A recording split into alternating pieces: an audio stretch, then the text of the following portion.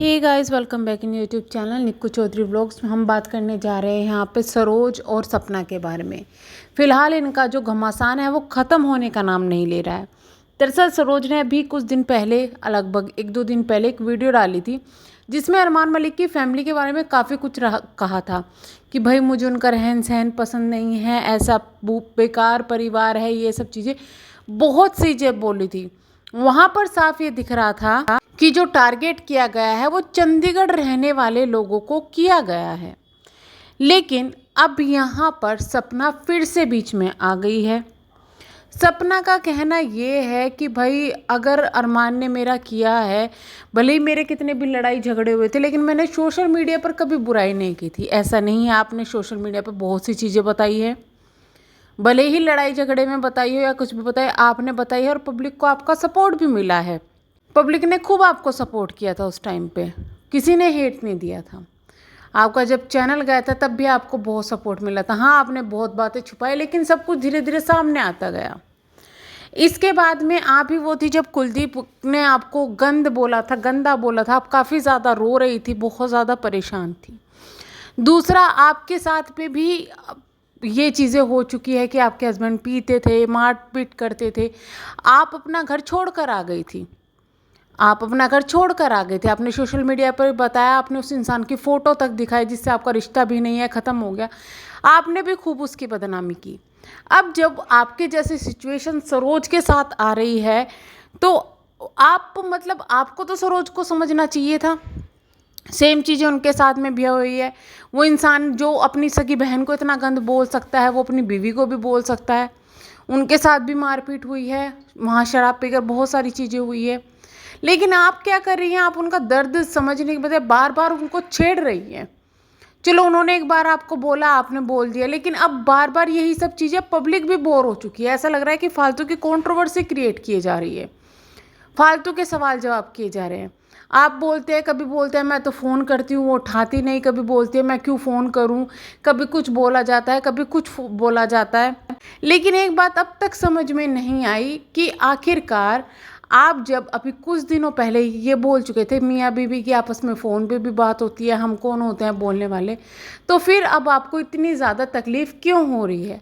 अगर अरमान मलिक के बारे में बोला गया है, भाई उनकी जो वाइफ है उनके बारे में कि रहन सहन मुझे पसंद नहीं है, कपड़े मुझे पसंद नहीं है, मैं वहाँ अपने बच्चों को नहीं भेज सकती, तो वहाँ पे कालू का रिप्लाई आना चाहिए था, वहाँ पे अरमान मलिक का रिप्लाई आना चाहिए था, उनकी वाइफ का रिप्लाई आना चाहिए था। लेकिन बीच में बोली कौन? आप। तो इससे तो यही लगेगा कि पब्लिक जो है वो पागल है, जो आपको उस टाइम सपोर्ट करी थी जब आप दर्द की स्थिति में थी। आप ये चाहती है कि इस वक्त सरोज को सपोर्ट ना मिले, क्योंकि भाई सरोज तकलीफ में है, जो चीज़ें दिखाई दे रही है उसके हिसाब से है। आपने ये टोंट भी मारा कि जब मैं घर छोड़ कर आई थी, मैं कुछ भी नहीं लेके आई थी, सब कुछ वहीं छोड़ आई थी, और ये सब चीज़ें, मेरा इतना सोना था, आप किसी से बात करते हुए कर रही थी और वहाँ पर आपको खूब सपोर्ट मिल रहा था।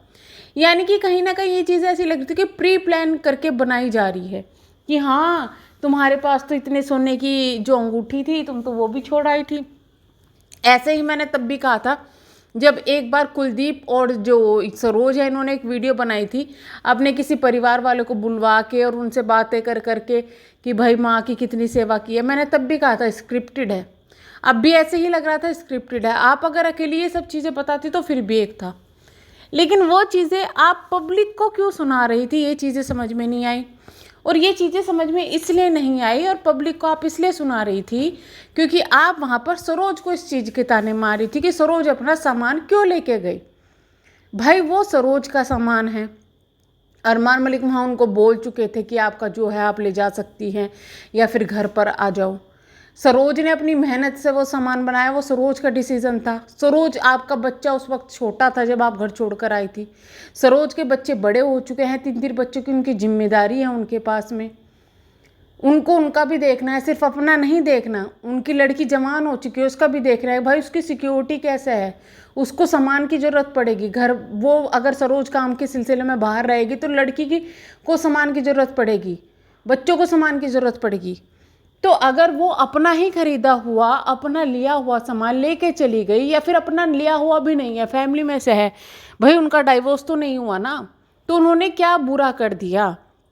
और अगर वो वहाँ से गए भी है, आप लोग तो खुद बोलते थे हाँसी से निकलना चाहिए, हाँसी से निकलना चाहिए, और हाँसी में रह के कुलदीप की हालत है। वो हाँसी से निकल चुकी है, वो निकल चुकी है। उसको ऐसा लगा कि अपने घर के पास में रहेगी तो बच्चे भी सेफ रहेंगे, तो वो जाकर वहाँ रह रही है। तो उस चीज़ में भी आप लोगों को प्रॉब्लम है। अब तो आप लोगों को कुलदीप को समझाना चाहिए कि भाई उसने जाके वो बाहर रह रही है, अब तू जा अपना घर बसा। लेकिन ऐसा कुछ भी नहीं हो रहा है, और उसी औरत को बार बार ताने मारे जा रहे हैं, उस औरत को मारे जा रहे हैं। उधर सरोज की भी एक वीडियो आई है, सरोज ने कहा कि मैंने कभी शुरुआत नहीं की। ये बात तो हम नहीं कह सकते, आपने भी बहुत ज़्यादा शुरुआत की है। आपने सपना को भी छेड़ा है, आपने सबको छेड़ा है। जब आपकी लड़ाई शुरू हुई थी आपने सबको छेड़ा है। लेकिन हाँ, ये बात सच है कि अभी आपने किसी को नहीं छोड़ा, वो बात सपना ने अपने ऊपर ले ली है। क्योंकि वर्मान के परिवार की, खानदान की बात होती थी तो सपना ने अपने ऊपर वो चीज़ ले ही है। सपना को हम हर चीज़ में सपोर्ट यहाँ नहीं करते, लेकिन ऐसा नहीं है कि आपने कुछ भी गलती नहीं की थी, आप बिल्कुल सही थी।